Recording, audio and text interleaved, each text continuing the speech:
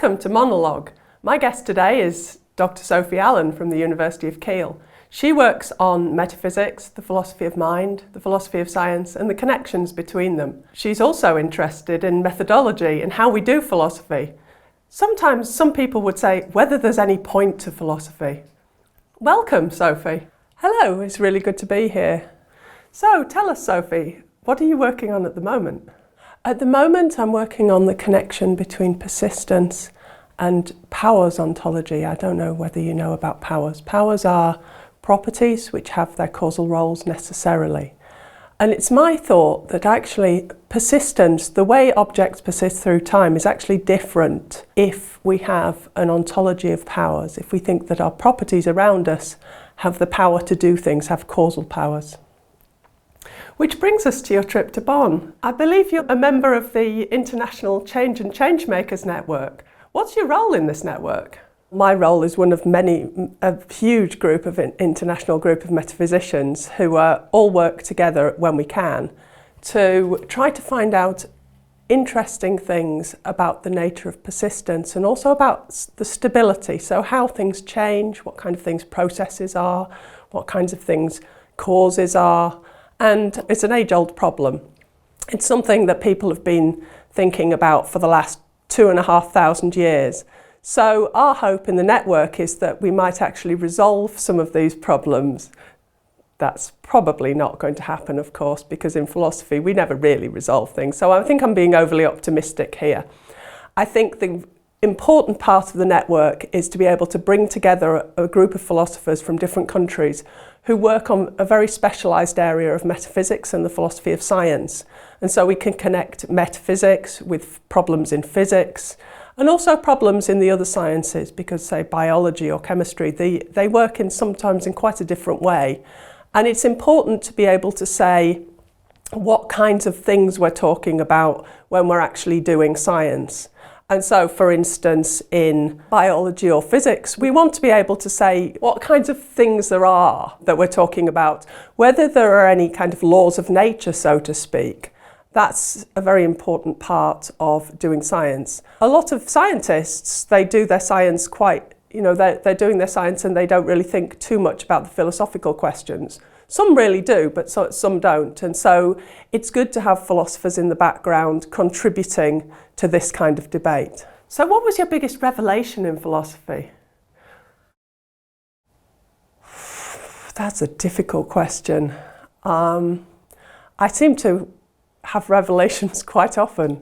I think the biggest revelation was probably between being an undergrad in philosophy. I was very enthusiastic, I loved philosophy, and I knew I wanted to do a PhD, but I decided that it was better to make myself employable in the meantime, so I left university and got a proper job as something else, which we don't need to go into in this interview. And during this time, I worked for 2 years and then went back to do my PhD, and during the 2 years, I totally started disagreeing with my former undergraduate self. And I think that the biggest difference was I went from being just really a rather unreflective realist about, say, ontology and properties, and believing that when we talk about the types of things that there are in the world, that they really exist. So when we say do physics, when we talk about electrons and so on, that there really are these things, to being a lot more sceptical about this and actually believing that although we might be right, we also may be constructing a certain amount of our theories. And so that was the biggest revelation. It wasn't a quick revelation. It was more a case of coming back to philosophy after 2 years and entirely disagreeing with my former self. So thinking about this, what got you into philosophy in the first place? That's another good question. I think that what initially brought me to philosophy, well, actually chance, random chance. I was trying to decide whether to do a physics degree or to become a lawyer. And I was flicking through a university prospectus on my way to school, desperate because I had to decide that day. And somehow I found a page which said physics and philosophy. And I read the description and thought, ooh, that looks really good. And that was it, really.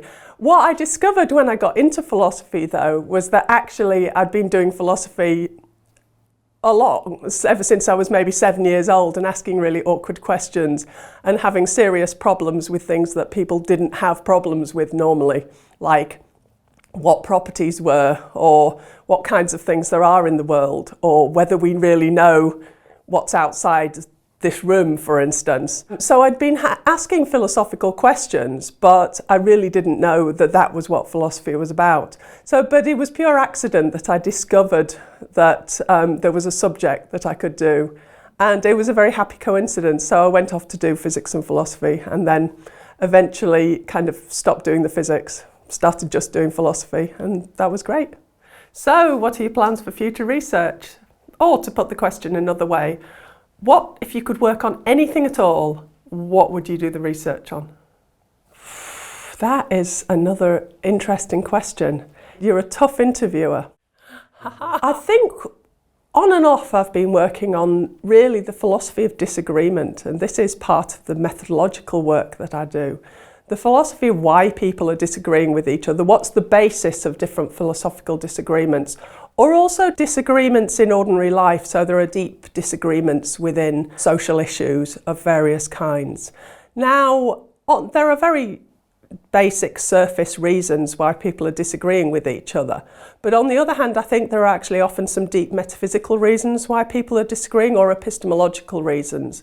So they differ in the kind of evidence they accept, or the kind of things that they think exist in the world. It's fascinating. And that, I think, is a really interesting area of research, because what I'd like to do is to be able to say, okay, in what cases do these people actually, to what extent could they agree with each other? How much do the disagreements really matter? Because I think sometimes uncovering the basis of the disagreement can be a really important part of doing philosophy. So thank you very much, Sophie, for the interview. Very interesting answers. I hope you make it back to Vaughan soon. Thank you very much. I've very much enjoyed being here.